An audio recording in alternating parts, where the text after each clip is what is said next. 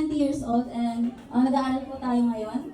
Ang aking course po na tinitake is BS Architecture sa TIPQC. Nag-start po ako when I was 14 years old po. Na-invite lang po ako sa grand launch na from Rizal po sa Montalban. Bumabiyahe po ako 3 hours para po pumunta sa office natin. Ang maganda po dito sa negosyo natin, kahit bata ka pa, kahit wala kang background sa ganitong klaseng negosyo, kaya mo siyang gawin. Ito po yung first na naging check ko, 12,802 pesos. From 12,000, naging 188,000. At 16 years old, na-achieve po natin yung Sapphire Elite Executive. Naging 1M Circle po tayo. 17 po tayo, achieve naman po natin yung 2 million circle. 18 naman po tayo, naglabas po si IAM ng Young Lifestyle Incentive, which is a free car.